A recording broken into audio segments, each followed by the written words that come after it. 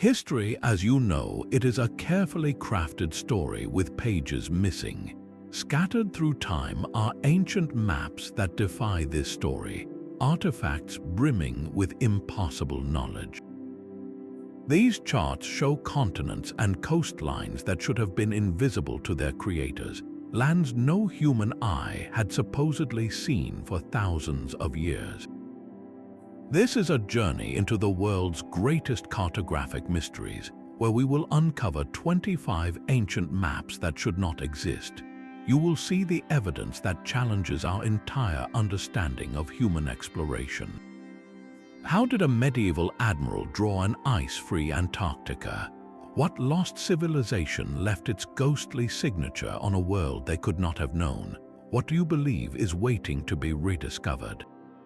One of the most famous and hotly debated of these impossible charts is the Piri Reis Map, drawn on gazelle skin by an Ottoman admiral in 1513. Its creator, Admiral Piri Reis, wrote that he compiled it from many source maps, including what he called ancient charts from the time of Alexander the Great. But one feature on this medieval map defies all logic. To the far south, it shows a landmass that looks startlingly like the coastline of Antarctica, specifically a region known as Queen Maud Land. The impossible part, this coastline is depicted without its thick, miles-deep glacial ice. According to conventional geology, that Antarctic coast has been buried under ice for at least 6,000 years, a time when humanity was only beginning to master agriculture. So how could a 16th century cartographer have known its shape? The mystery deepened in the 1960s when a professor named Charles Hapgood studied the map. He proposed a radical theory that the Piri Reis Map preserves the knowledge of a lost, advanced civilization, a seafaring culture that mapped the entire globe in the distant past before the last ice age scoured the northern hemisphere. This civilization, Hapgood argued, possessed a level of science and exploration that history has completely forgotten. Their maps were then copied and recopied, surviving as fragments in the great libraries of Alexandria, eventually finding their way into the hands of a Turkish admiral centuries later. Could this single piece of parchment be a ghost image, a faded echo from a world that existed long before the pyramids were even a dream? That single ghostly coastline ignited a firestorm of debate that still rages today. Skeptics were quick to offer a more conventional explanation. They argue that the mysterious southern land is not Antarctica at all, but simply a badly drawn, duplicated version of South America. According to this view, the cartographer, working with fragmented and contradictory source maps, mistakenly charted the same continent twice. It was an easy error to make in an age of incomplete geographical knowledge, a case of mistaken identity on parchment. Yet for those who look closer, this explanation begins to fray at the edges. The shape on the Piri Reis map does not convincingly match the eastern coast of South America. More importantly, the admiral himself wrote notes on the map describing this southern region as a warm land, abundant with large snakes. This description fits no known part of South America, but it eerily calls to mind a prehistoric Antarctica, a continent that was indeed once tropical and teeming with life millions of years ago. The debate then shifted to a new scientific arena. Modern geophysical surveys using ice-penetrating radar have allowed us to see the true bedrock of Antarctica, the land that lies hidden beneath miles of ice. When researchers like Professor Hapgood compared these subglacial surveys to the Piri Reis outline, they found startling correlations. The map's rendering of bays, mountain ranges, and river valleys seemed to align not with the icy surface, but with the actual hidden landscape below. If this is true, the implications are staggering. It suggests that someone, long before recorded history, not only sailed to Antarctica but meticulously mapped its coastline at a time when it was free of ice. This points to the existence of an advanced seafaring culture possessing knowledge and technology that we do not attribute to any known ancient civilization. Their names are lost, their cities perhaps swallowed by the sea, but their legacy might survive in this single, enigmatic map. A ghost from a world that time forgot, whispering a secret that challenges the very foundations of our history. But the mystery of the Piri Reis Map is not alone. Another document emerged from the shadows of history with an equally shocking claim, one that threatened to rewrite the story of the New World itself. This is the Vinland Map. It surfaced suddenly in 1957, a bombshell dropped into the world of historical scholarship. The map appeared to be a medieval world chart, but it contained something no other known map from that era showed. In the cold waters of the North Atlantic, it clearly depicted a large, unfamiliar landmass west of Greenland, labeled in Latin as Vinland. According to the map's own inscription, this land was visited by Leif Erikson and the Norse around the year 1000, based on both knowledge and reliable guesswork. If genuine, this was definitive cartographic proof that Vikings had reached North America a full 5 centuries before Christopher Columbus set sail. The academic world was electrified. Here was a document that could officially dethrone Columbus and shift the credit for discovering America to the Norse. The map seemed physically authentic. It was drawn on parchment, and it even had a set of wormholes that perfectly matched those in a genuine medieval manuscript, suggesting the two had been bound together for centuries.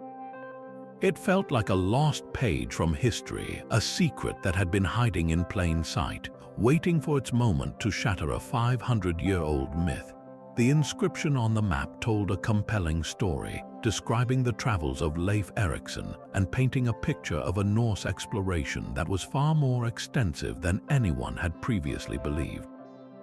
For a brief, thrilling moment, it seemed the history books would have to be torn up and rewritten. The initial euphoria surrounding the Vinland Map was soon met with the cold, hard gaze of modern science. As researchers subjected the parchment to rigorous analysis, a shocking discovery emerged from the chemistry lab. The ink, which should have been a simple medieval gall ink made from oak apples and iron salts, contained a tiny but devastating impurity.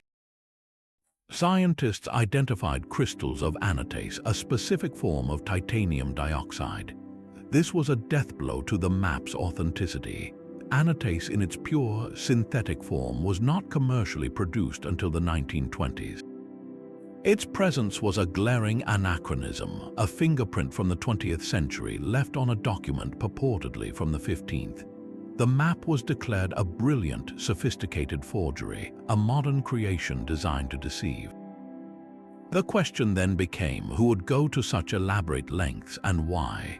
The theories are as intriguing as the map itself. Some speculate it was a clever hoax by a book dealer seeking fame and fortune, a way to create the ultimate historical treasure. Others propose a more sinister motive, that it was crafted by a skilled cartographer working for a government, perhaps to support territorial claims in the North Atlantic by proving a prior Norse discovery. The forger was undeniably a master, someone with deep knowledge of medieval scripts and materials, who even went so far as to use genuine old parchment and replicate the wormhole pattern to create a perfect provenance. Yet, just when the case seemed closed, new evidence muddied the waters. More recent studies using advanced spectroscopy have suggested the anatase could, in rare circumstances, occur naturally as a contaminant in medieval inks. A few scholars now argue the ink's composition might not be the definitive proof of forgery it once seemed. This scientific back and forth has left the Vinland Map in a state of purgatory. It is neither fully accepted nor completely dismissed, a ghost at the feast of history that continues to whisper its tantalizing, uncertain secret. While the Vinland Map remains a controversial ghost, another chart emerged from Renaissance Italy with an equally perplexing claim. Published in 1558 by Niccolò Zeno, this map presented a world that should not have been known to Europeans. Zeno insisted his work was not an original creation, but a reconstruction based on the letters and charts of his ancestors, the Zeno brothers, who he claimed had sailed the North Atlantic 2 centuries earlier. The map is a cartographic puzzle box filled with both obvious fiction and startlingly precise fact. It features a large, entirely fictional island called Frisland, a phantom that would mislead explorers for generations. Yet right beside this fantasy lies something far more concrete, a remarkably accurate depiction of Greenland.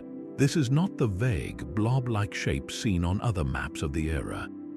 The Zeno Map shows Greenland's jagged eastern coastline with an impossible level of detail, outlining its complex system of deep fjords and, most baffling of all, portraying it as free of ice. How could a Venetian nobleman in the 16th century know the exact contours of a land that was, by then, sealed off by a massive ice sheet and largely abandoned by the Norse settlers who once lived there? The most compelling theory points to a lost legacy of Norse exploration. The Zeno brothers' alleged voyage would have taken place in the 1300s, a time when the Norse Greenland colonies were still active, though in decline. It is entirely plausible that the Zenos acquired or copied detailed nautical charts from these Norse settlers, maps that recorded the true, ice-free coastline from a warmer period in history. These original charts would have been priceless artifacts, the accumulated geographical knowledge of centuries of Viking voyages. They might have shown Greenland not as a frozen wasteland, but as the green land Eric the Red had advertised, with its deep, navigable fjords and hospitable shores. If the Zeno brothers did indeed bring these maps back to Venice, they would have possessed a secret atlas of the North Atlantic, a treasure trove of information that was then lost to the rest of Europe for hundreds of years. Niccolo Zeno, publishing the map long after his family's saga, would have been working from these genuine but by then anachronistic documents. He was trying to piece together a forgotten history, accidentally creating a map that blended mythical islands with real, hyper-accurate geography. The Zeno Map thus stands as a potential echo, a faded copy of a lost Norse worldview. It suggests that the Viking exploration of the Americas was far more extensive and better documented than we ever knew, and that the true extent of their knowledge sailed into obscurity, leaving only this cryptic chart as a clue. The Zeno Map's depiction of a green Greenland is not the only cartographic ghost from a warmer world.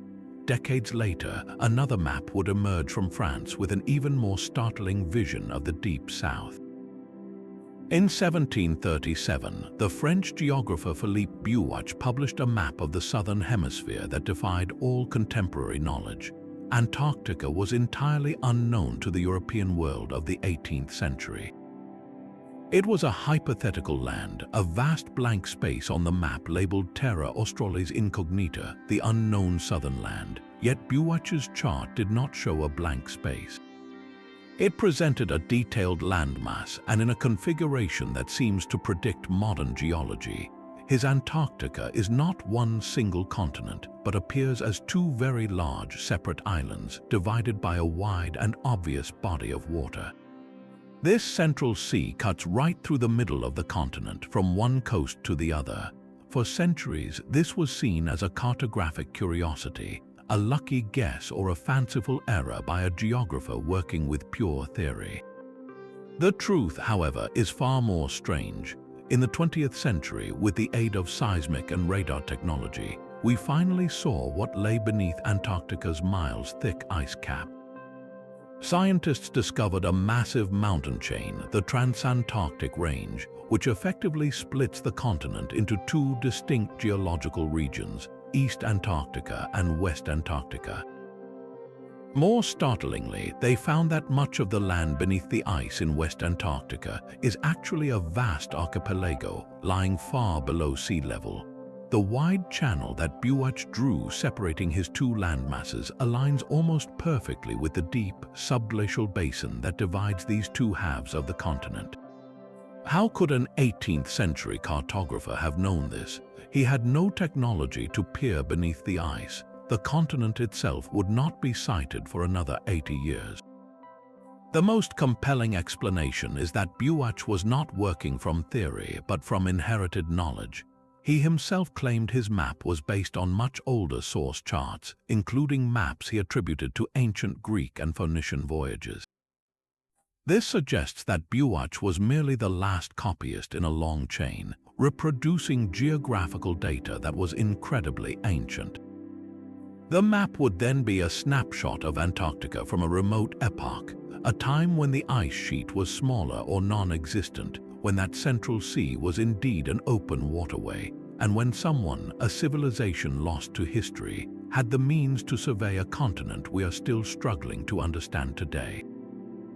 The Buache map forces a haunting question. Was this French geographer simply making an educated guess, or was he tracing the faint, fading lines of a world map drawn thousands of years before his own? Just a few years before Buache, another French cartographer produced a vision of the South that is equally baffling. In 1531, Oronce Finé created a beautiful, intricate world map in the shape of a heart. At its bottom, cradled within the elegant curves, lies a massive southern continent. But this is not the frozen desert we know. Finé's Antarctica is a land of sprawling rivers and vast inland seas, a network of waterways that could only exist in a temperate, ice-free environment. He labels this place Terra Australis and depicts it with a stunning level of geographical detail, showing estuaries, deltas, and what appear to be large freshwater lakes.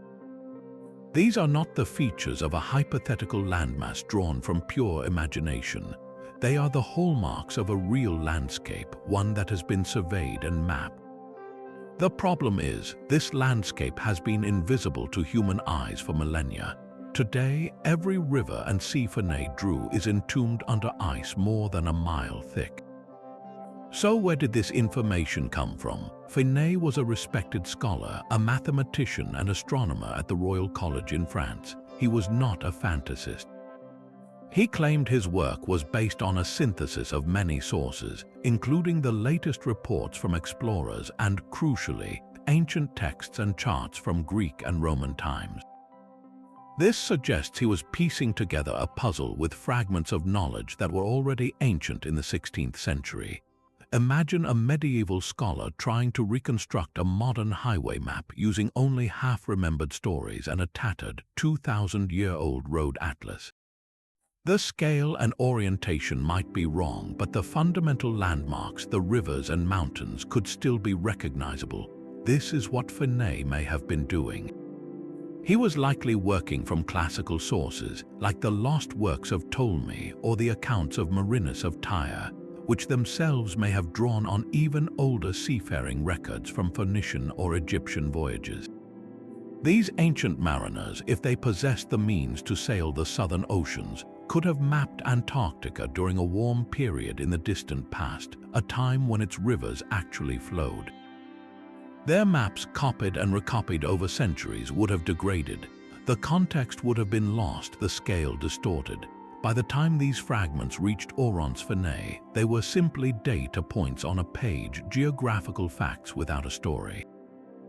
He did his best to integrate them into the known world, creating a heart-shaped map that holds at its core the ghost of a green Antarctica. His work is not a perfect picture, but a pale reflection, a last glimpse of a continent as it was, not as it is.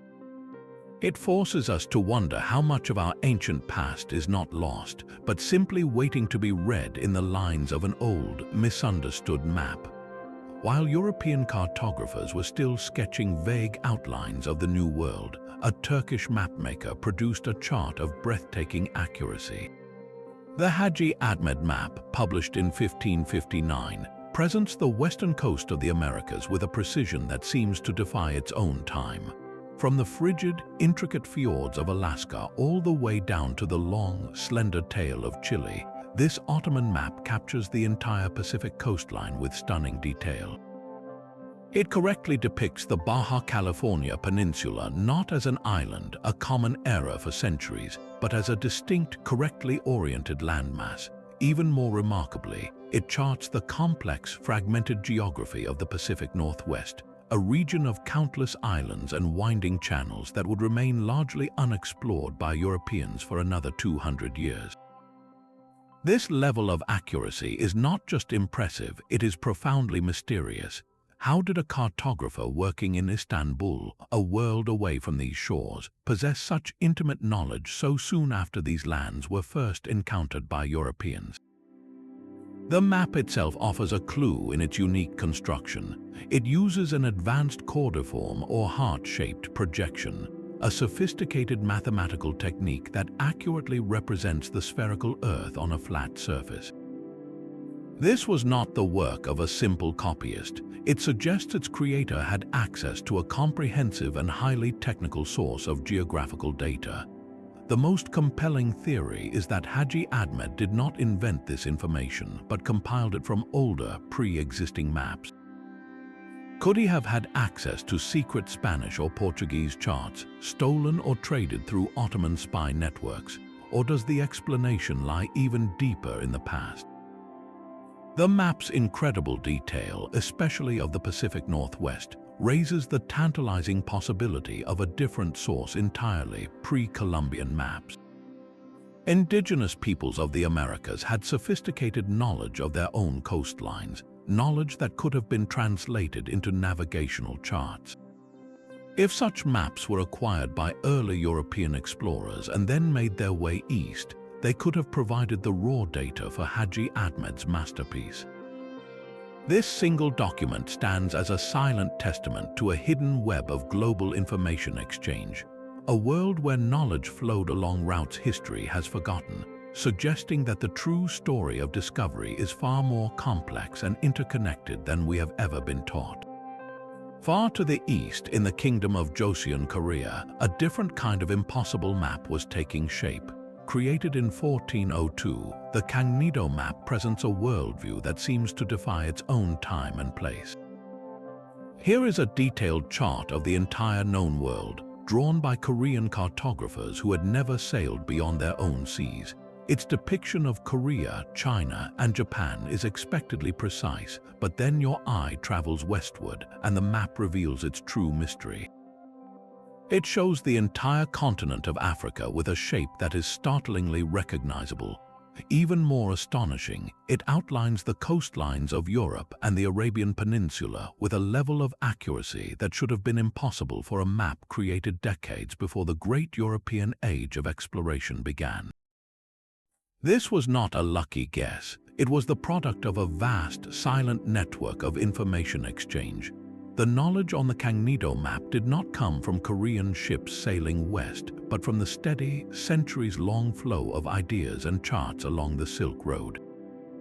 Arab merchants and geographers were the cartographic masters of the medieval world, their house carrying not just spices and silks, but meticulously detailed maps based on their own extensive voyages from Zanzibar to the Straits of Malacca.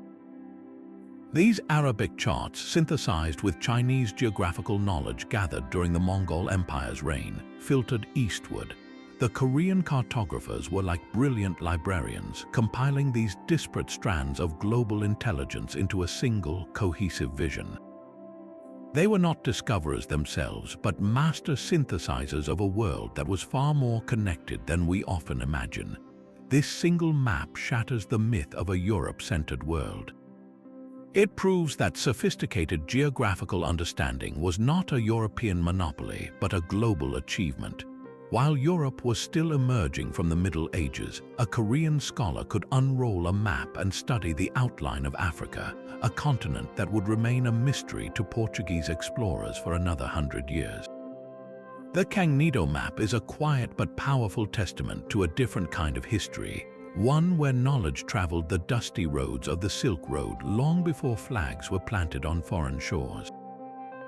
It forces us to ask if this much accurate information was circulating in the early 1400s, what other global truths were being shared, lost, or simply ignored by the history books we read today. Centuries before the Gangnedo, another intellectual giant was assembling a map of the world from the very heart of classical learning. Claudius Ptolemy was not an explorer, but a scholar in 2nd century Alexandria, a man who compiled all known geography into a single, revolutionary work called the Geographia. His book was a masterpiece of mathematical cartography, instructing readers on how to draw a world on a grid of longitude and latitude. For over 1,000 years, his work was lost to Europe, but when it resurfaced during the Renaissance, it ignited an explosion of discovery.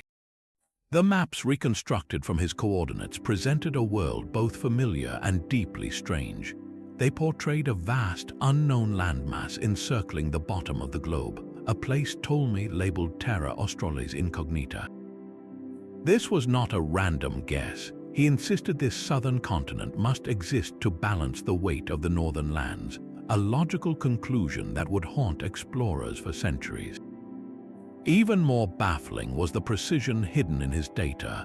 Ptolemy gave the exact latitude for the Canary Islands, placing them correctly on the globe with a scientific accuracy that should have been impossible for his time. How could a scholar in Roman Egypt possess such pinpoint knowledge of distant Atlantic islands? The answer may lie not in Ptolemy's own travels, but in the library where he worked. The Great Library of Alexandria was a repository for the entire ancient world's knowledge, a place where Egyptian, Greek, Phoenician, and Mesopotamian wisdom converged. Ptolemy was not inventing this geography, he was likely compiling it. He had access to sailing logs, star charts, and land surveys from civilizations that have since been lost to history. His map of the world, with its phantom southern continent and its precisely placed islands, might be a mosaic pieced together from these far older, forgotten sources. It is a second-century copy of a worldview that is far more ancient, a ghost in the library whispering that the true age of discovery happened long before we ever set sail. But while empires guarded their secrets, the truth had a way of escaping. In 1502, a man named Alberto Cantino performed one of history's greatest acts of cartographic espionage. He was an Italian agent working for the Duke of Ferrara, and his mission was to infiltrate Portugal, the world's leading naval power, and steal its most precious secret, the latest map of the world. What he smuggled out was the Cantino Planisphere, a stunning Portuguese world chart that was a state secret of immense value. This map was the crown jewel of the Portuguese Royal Archives, a living document updated with the latest intelligence from voyages like those of Vasco da Gama, who had just unlocked the sea route to India, and Pedro Alves Cabral, who had accidentally discovered Brazil. The Cantino map was the ultimate insider's view of the globe, a snapshot of the cutting edge of geographical knowledge that was denied to every other nation on Earth.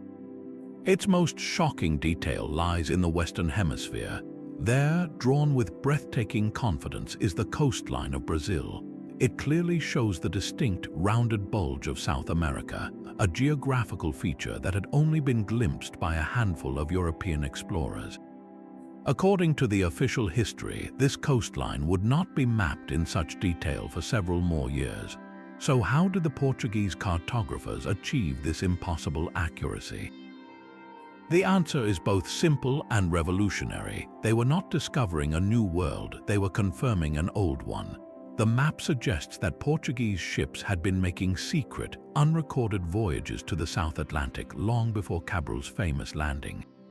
They were probing the coast, charting the waters, and gathering data they kept from their rivals. The Cantino Planisphere is not a map of discovery, it is a map of possession. It reveals a world where knowledge was power, and where the true extent of exploration was hidden behind a veil of state secrecy, leaving the public story of discovery lagging years behind the private reality known only to a few Crown-sponsored navigators. Another masterpiece of forgotten knowledge, the de Verga World Map, was drawn between 1411 and 1415. This stunning circular chart, the work of a Venetian named Albertin de Verga, is a beautiful artifact of the medieval mind. Yet its true value lies not in its artistry, but in its impossible geography. At a time when most European maps showed Asia as a vague, distorted landmass, the de Verga map presents a startlingly accurate depiction of the Indian subcontinent. It captures the distinct triangular shape of the peninsula, and hanging off its tip is the island of Sri Lanka, positioned with a precision that would not become common on European charts for another century. This was not a lucky guess. It was the product of specific, detailed information flowing into Venice from the far side of the world. The map also features a complex, integrated calendar system, showing the movements of the sun and moon and correlating them with religious feast days.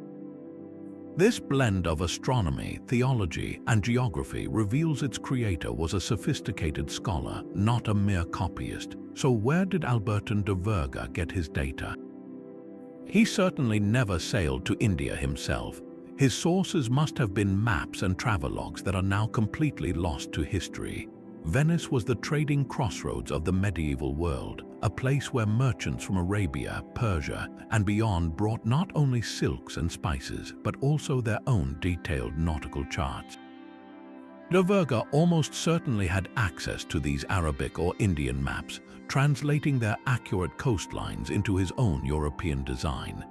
This single, beautiful object silently testifies to a vast and vibrant exchange of knowledge happening under the radar of official history. It suggests that the late Middle Ages were not a time of complete geographical darkness, but an era of quiet, global connection, where the true shape of the world was known to a privileged few long before the age of exploration was officially declared. Suddenly, the entire known world seemed to shrink into a network of lines. While kings dreamed of mythical lands, a different kind of map was guiding sailors across real seas with a precision that remains baffling. These are the Portolan charts, practical medieval sailing maps that appeared in the 13th century with no crude ancestors, no primitive drafts. They were born perfect. Their primary focus was the Mediterranean and Black Sea, coastlines rendered with an accuracy that rivals our own satellite-generated maps. But their most distinctive feature is a web of room lines, a spider's net of perfectly straight routes radiating from central points across the parchment. These were not decorations, they were a sophisticated medieval GPS, allowing a navigator to plot a constant bearing from one port to another with stunning reliability. The mystery is not their use but their origin. How could such technical mastery appear out of nowhere? The oldest surviving example is the Carta Pisana, drawn around the late 13th century. Unroll this chart and you are not looking at a speculative world but a working tool. The coast of Italy, the shape of the Adriatic, the contours of North Africa, all are rendered with a confidence and detail that would not be surpassed for centuries. There are no clumsy errors, no fumbling attempts. It is as if a master cartographer from a later age simply dropped his work backwards through time. Then, just a few decades later, the Dulcet Atlas of 1339 expands on this perfection.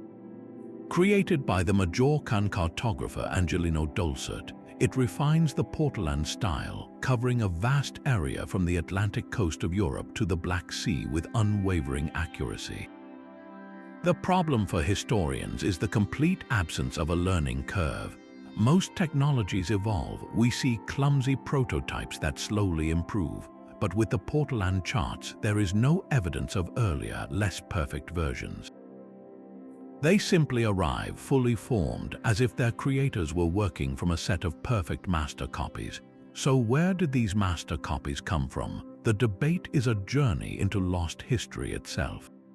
One compelling theory points to the Romans. The Roman Empire was a marvel of engineering and administration, and its vast trade networks would have required detailed coastal maps. Could the knowledge contained in Roman sailing manuals, now lost, have been preserved in monastery libraries or among Arab scholars, only to be rediscovered and translated centuries later, sparking the sudden appearance of the Portolans? Another, even more ancient possibility involves the Phoenicians. The greatest sailors of the ancient world, they dominated Mediterranean trade for 1,000 years and guarded their navigational secrets fiercely. It is entirely plausible that their detailed, accumulated knowledge of every cove and current was passed down in secret, perhaps through Arab or Jewish trading families in ports like Majorca, and finally found its way onto parchment in the form of these charts. A third, more radical idea suggests a now-forgotten golden age of medieval navigation that predates our historical records, perhaps in the centuries following the collapse of Rome, while Europe was fragmented. A network of sailors in the Mediterranean, drawing on Greek, Arab, and their own hard-won experience, systematically and accurately mapped their world. Their practical charts, used daily on ships, simply did not survive the harsh conditions of sea travel, leaving the refined, beautiful library versions like the Carta Pisana and Dulcet Atlas as the only surviving evidence of their skill. The Portolan charts stand as a silent rebuke to our linear view of progress. They are too accurate, too advanced for their time. They feel less like an invention and more like an inheritance, a precious and unexplained gift from a past we are still struggling to understand. These three maps, scattered across centuries and continents, seem to whisper the same impossible secret. The first is the Hamy King chart, drawn in the early 16th century. It depicts the southernmost tip of the world, but its Antarctica is not a solid mass. It shows a clear, open sea passage where today we find only the solid ice of the Ross and Weddell seas. This suggests a coastline mapped from a perspective that viewed these areas as navigable water, a vision of the continent from an age when its ice shelves were dramatically reduced or absent entirely. Next, we turn to the work of a Jewish cartographer, Yehudi ibn Ben Zara. His chart of Europe, drawn in the late 1400s, holds two stunning anomalies. It accurately depicts small, remnant glaciers in the highlands of Britain, features that had melted away thousands of years before his time. Even more baffling, his map records precise ocean depths and underwater features in the Mediterranean Sea, knowledge that would require sophisticated-sounding technology not available for another 4 centuries. Finally, the Benincasa map of the North from 1582 continues the theme. It portrays Greenland not as a single, icy blob, but as a fractured archipelago of distinct islands, its eastern coastline carved by intricate, ice-free fjords. This is a snapshot of Greenland from a warmer climatic period, a geographical truth that had been buried under ice long before Benincasa put ink to parchment. Individually, these maps are perplexing. Together, they form a pattern that one controversial scholar believed was undeniable. Professor Charles Hapgood studied these and other anomalous charts and proposed a theory that shook the foundations of history. He argued that they were not independent creations, but were all derived from a single, original source map. This master chart was the work of a highly advanced global seafaring civilization that existed in the distant past, a culture he called the Ancient Sea Kings. This lost civilization, possessing knowledge and technology we do not attribute to any known culture, supposedly mapped the entire globe at a time when world climates were radically different. Their cartographers surveyed coastlines when Antarctica was green, when Britain still had glaciers, and when Greenland's fjords were open waterways. Then, according to Hapgood's hypothesis, this civilization vanished, perhaps in a cataclysm linked to a shift in the Earth's crust. But their priceless maps survived, copied and recopied. They were preserved in great libraries like Alexandria, later discovered by medieval and Renaissance scholars who incorporated these ancient, anachronistic coastlines into their own works without understanding their true origin. The Hamy King, Ibn Ben Zara, and Benincasa maps, therefore, are not mistakes. They are fragmented echoes of a world that no longer exists, ghost images from a lost atlas created by the mysterious Sea Kings, whose very existence challenges everything we thought we knew about our past.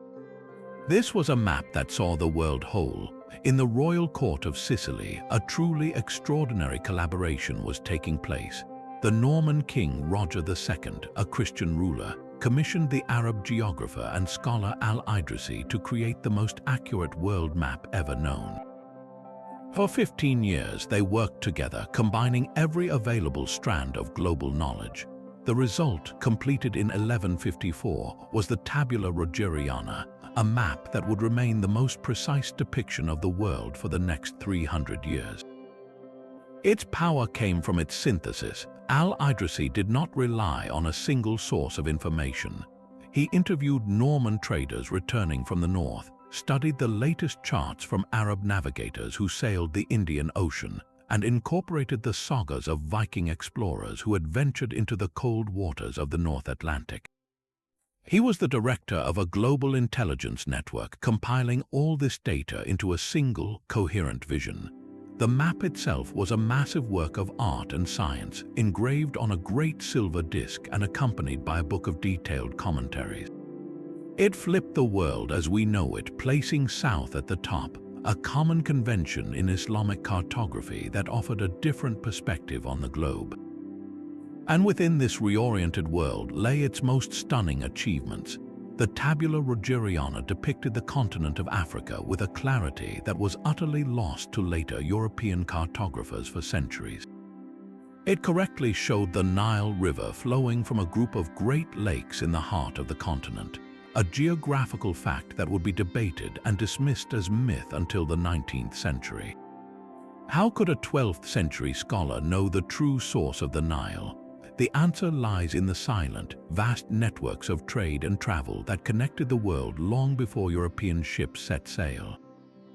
Arab caravans and merchants had crossed the Sahara for generations, trading gold and salt and gathering knowledge from the great African empires. They knew of the Great Lakes region, and they passed this information to scholars like Al-Idrisi. His map also portrayed the Indian Ocean as an open sea, not a landlocked lake as many later medieval European maps would erroneously depict it. This was a world map built from verified reports, not from legend or theological assumption. It stands as a monumental testament to what humanity can achieve when cultures collaborate rather than clash, a pinnacle of cartography that glimpsed the true shape of the Earth centuries before the rest of Europe caught up. That spirit of global synthesis reached its zenith in China with a map of almost unimaginable scale. The Daming Hanyi II, the amalgamated map of the Great Ming, was created in the late 1380s, a massive wall painting over 12 feet long. Its scope is simply staggering, charting the world from Japan all the way to the Atlantic coast of Europe, and it does so with a level of detail that feels out of place in the 14th century. Most astonishing is its depiction of Africa.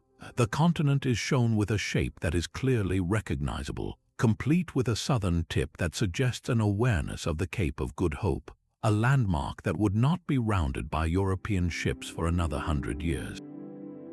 This is not a vague, mythical land, but a geographical reality rendered with confidence. The map's existence forces a profound question. How could Chinese cartographers at the very beginning of the Ming dynasty possess such a comprehensive and accurate worldview? The answer lies in the legacy of the empire that came before. The Mongol Yuan dynasty had created the largest contiguous land empire in history, stretching from the Pacific to the gates of Vienna. Within this vast territory, knowledge flowed freely along the protected routes of the Silk Road. Arab geographers and traders brought their intricate maps of the Middle East and Africa to the Mongol courts in China, and the great Khans were voracious collectors of global intelligence. The Daming Hanyi II is likely a direct descendant of these Mongol-era compilations, a synthesis of knowledge gathered from across the known world and centralized in the Chinese imperial archives. It represents a snapshot of global geography from the peak of the Pax Mongolica, a brief period when East and West were connected as never before, but the map's implications may reach even further. Some scholars point to certain landmasses drawn in the vast eastern and southern oceans, shapes that bear a curious resemblance to the outlines of Australia and even parts of the Americas. Could this be evidence that the legendary voyages of the Ming Admiral Zheng He, which would begin a few decades later, were not the start of Chinese exploration, but merely the continuation of a much older tradition?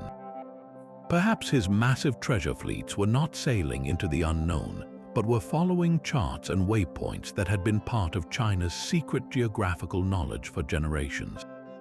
The Daming Hanyi too stands as a silent, monumental testament to a different world order, one where the center of geographical knowledge was not in Europe, but in the East, holding secrets of the globe that the rest of the world would spend centuries struggling to relearn.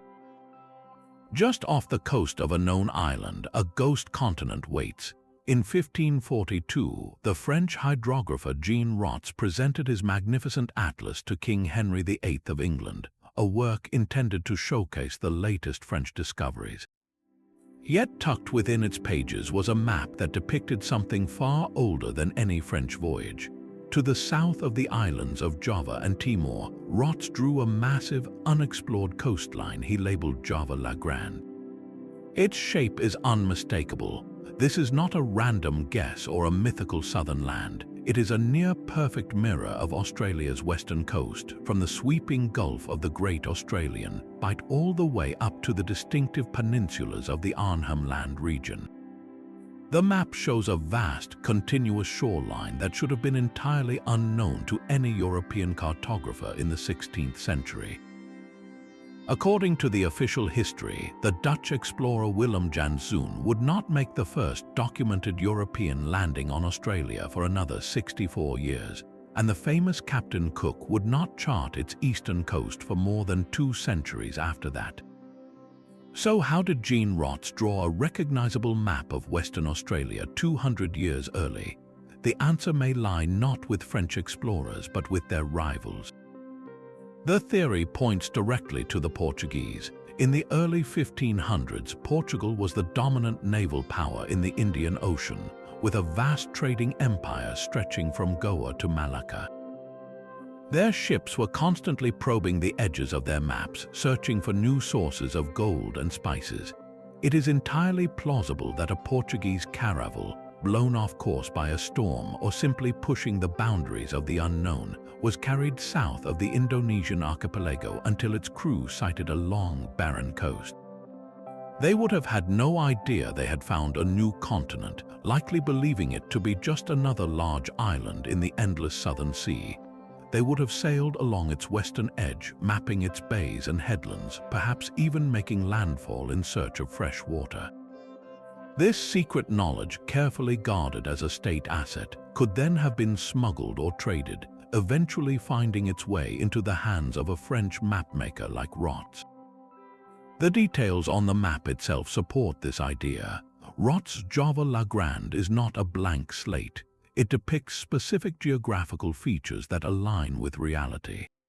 The deep indentation of the Great Australian Bight is clearly rendered, along with what appears to be Shark Bay further north. The map even shows a large river emptying into the sea, which could correspond to the Ashburton River in Western Australia. These are not the features of a land born from myth. They are the practical notations of a coastline that has been seen and recorded by sailors.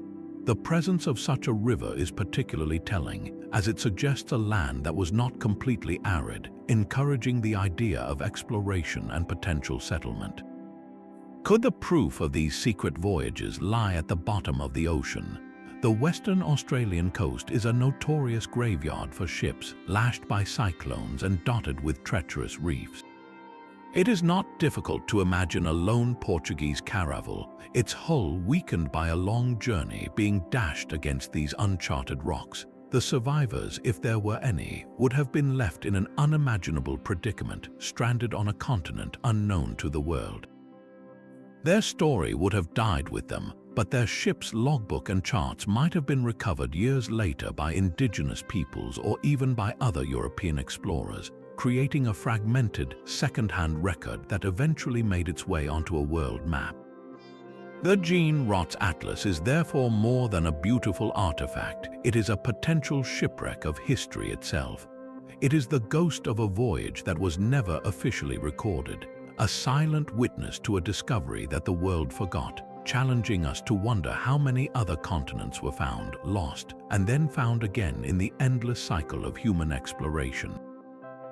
Just a few years after that French atlas hinted at a secret Australia, an Italian scholar was assembling a map of truly staggering ambition. Urbano Monti of Milan envisioned a world portrait so vast and detailed it would require 60 individual sheets of paper to contain it all. When assembled, his planisphere of 1587 would create a circular map over 9 feet in diameter, a colossal feat of Renaissance cartography. But its immense size is not its only extraordinary feature. Monti chose to present the entire world from a perspective that was centuries ahead of its time. He centered his map not on Jerusalem or a known continent, but directly on the North Pole. This azimuthal equidistant projection shows the continents radiating outwards from the top of the world like the spokes of a wheel, a style that would not become common until the advent of modern air travel in the 20th century. To draw such a map requires sophisticated mathematical understanding, a way of flattening the globe that preserves accurate distances from the central point. How did a 16th century scholar conceive of such an advanced view of the planet? The answer may lie in the incredible library of source materials Monti admitted to using. His map is a patchwork of the very latest explorer reports, classical geography, and pure speculation, all woven together into a single, unified vision. He fills the northern polar region with a ring of land, a common belief of the era, but then he does something truly intriguing. In the far south, his map depicts a vast, speculative Antarctica, a continent he labels Terra Australis. He gives this unknown land a detailed, almost confident coastline, complete with inlets and promontories that suggest a specific source rather than a mere guess. Where could this information have come from? Monti was a man of letters, not an explorer. He almost certainly had access to a rich and diverse collection of charts and texts, some of them perhaps incredibly ancient. His detailed southern continent could be a composite, blending rumors from Portuguese voyages with fragments of knowledge preserved from classical times, maybe even from the same lost sources that informed Oronce Finé and Philippe Buache. His planisphere feels less like an original creation and more like the ultimate synthesis, a grand summation of everything one brilliant man could gather about the shape of the world, both the newly discovered and the mysteriously remembered. It stands as a monumental puzzle, a 9-foot-wide question mark asking us what secrets were still circulating in the private libraries of the Renaissance, waiting to be pieced together. The Go Map of Great Britain presents a different kind of mystery, one not of distant continents but of a homeland rendered with impossible familiarity. Dating to around 1360, it is the oldest surviving map to show the island of Britain in a form we can instantly recognize today. This is not a symbolic or theological drawing, it is a practical, geographical document. It captures the sweeping curve of the Welsh coastline and the distinct bulge of East Anglia with a confidence that feels centuries ahead of its time. Even more remarkably, the map is crisscrossed by a network of red lines, a detailed system of roads connecting towns and cities across the entire country. This level of precise internal knowledge is baffling. How could a medieval cartographer achieve this without the benefit of a national survey, an institution that would not exist for another 400 years? The map's accuracy is so pronounced that it cannot be the product of one person's travels or guesswork. It feels like an official project, a state-sponsored effort to codify the very skeleton of the nation.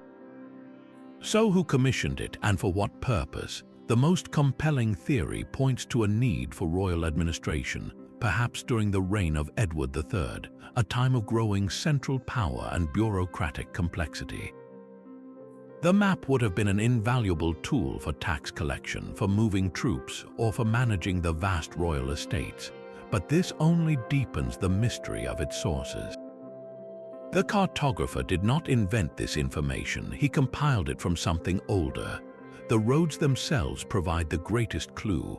Many of the routes drawn in red are not medieval tracks, but old Roman roads, the fossilized network of a long-vanished empire. This suggests the mapmaker had access to surviving Roman itineraries, those ancient lists of distances between towns and way stations.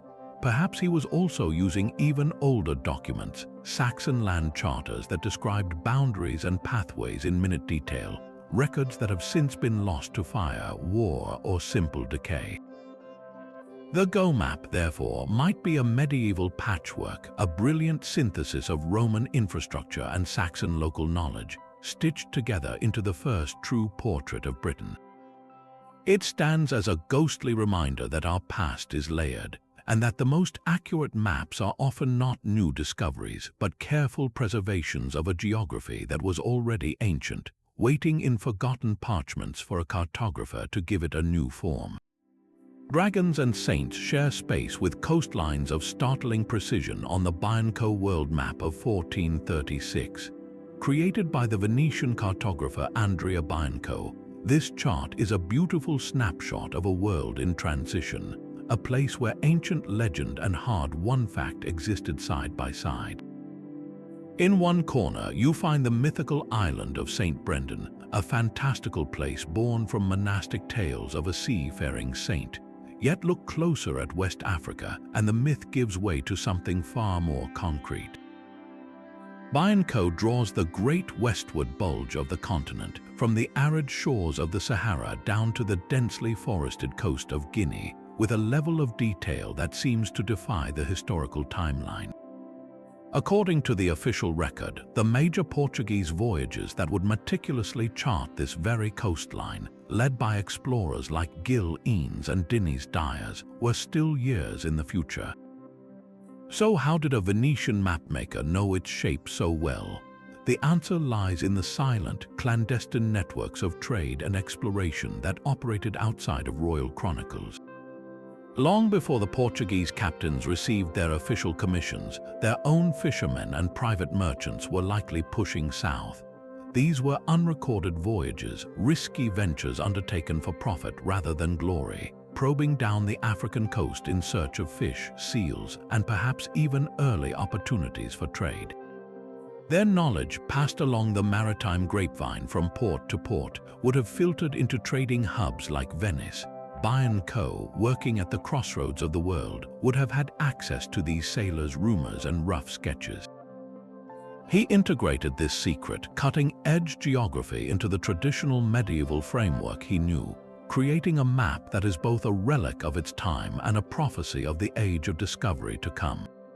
The Bianco map is a powerful reminder that the history of exploration is not just a story of famous names and sponsored fleets, but also of anonymous sailors whose discoveries were too valuable to be widely advertised, their truths hidden in plain sight amongst the dragons.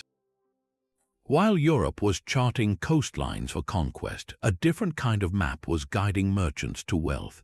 Rediscovered in the basement of Oxford's Bodleian Library, the Shouldnt map of China had been misfiled and forgotten for centuries.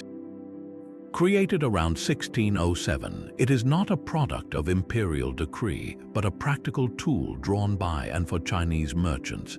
Its focus is the vibrant, bustling world of the South China Sea and the intricate web of Southeast Asia.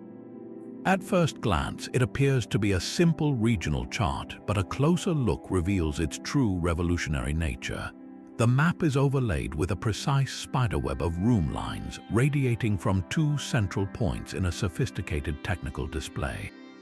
This was a complete indigenous system of maritime navigation, a Chinese equivalent to the European Portolan charts, developed entirely separately. These lines were not theoretical. They were the working routes of countless trading junks, a direct map to profit guiding sailors from Japan to the Spice Islands and across to India. The map depicts a complex, accurate network of ports and sea lanes, showing a deep, practical understanding of the entire region's geography that was focused solely on commerce and connection. This was a map of trade, not territory, revealing a thriving, interconnected Asian economy that operated with its own advanced cartographic science, completely independent of the West. It proves that the Chinese had developed a mercantile cartography every bit as sophisticated as anything in Europe, a tradition that was focused on the peaceful exchange of goods rather than the claiming of land. The Shouldnt map rewrites the history of exploration, not by showing a new continent, but by revealing a hidden world of commerce and its secret mathematical pathways. But what if the first maps were not drawn on parchment or carved in stone, but painted in the deep, silent dark of a cave?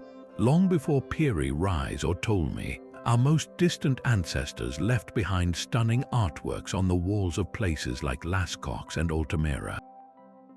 These are not just paintings of bison and mammoths. Scattered among the majestic animals are strange, recurring patterns, grids of dots, clusters of lines, and abstract symbols that have puzzled archaeologists for generations. To the modern eye, they could be mere decorations, but a controversial theory suggests we are looking at the world's oldest surviving maps. Some researchers propose these patterns are not random. They might be star charts plotting the constellations as they appeared 17,000 years ago, a celestial guide for navigating by the heavens. Others see them as landscape maps depicting the very terrain outside the cave entrance, the river valleys, migratory routes, and sacred mountains that define their world. A series of dots could trace the path to a seasonal water source. A line might represent a ridge used to ambush game. This interpretation turns the cave from a simple gallery into a sacred repository of essential knowledge, a prehistoric atlas painted in ochre and charcoal. It suggests that the human impulse to chart our surroundings, to fix our place in the cosmos, is as ancient as consciousness itself. The very act of mapping may be woven into the fabric of what makes us human.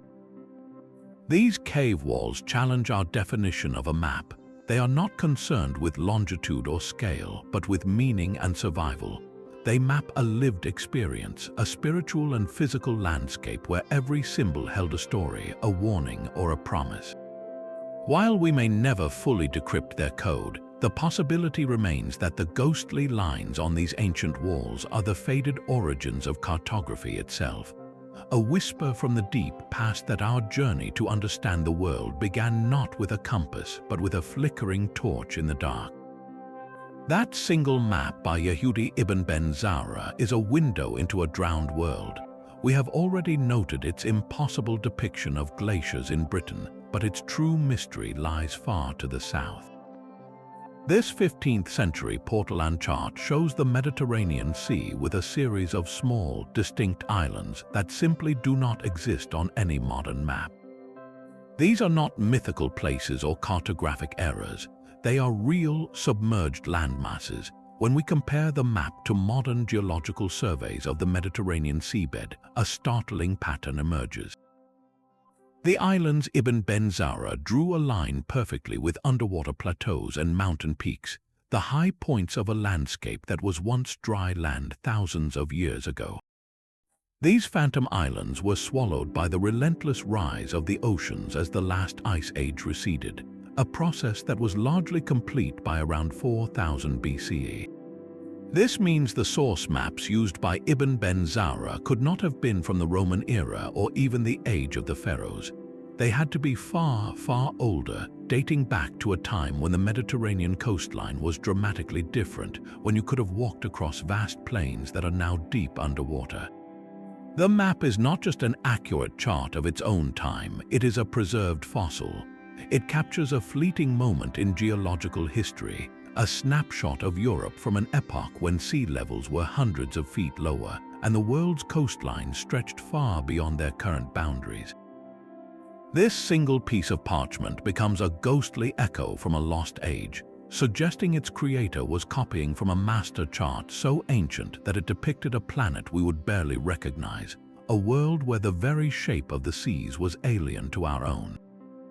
The final map in our journey is perhaps the most famous of all, yet its greatest secret lies not in its projection, but in its pole. Gerardus Mercator's world map of 1569 revolutionized navigation with its method of portraying the spherical Earth on a flat grid, a system still used today. But it is his separate, detailed chart of the Arctic that holds the deeper enigma. At the very top of the world, centered perfectly on the North Pole, Mercator drew a massive, black, mountainous island he labeled Rups Nigra, the Black Rock. Surrounding this central landmass, the map depicts 4 large islands separated by powerful, rushing rivers that flow inward from the surrounding oceans, all converging in a violent whirlpool at the base of the great mountain.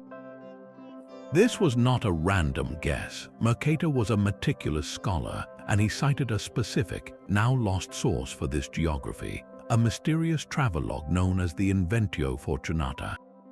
This book, which translates to The Fortunate Discovery, was an account of a journey to the far north, written by a 14th-century Franciscan friar.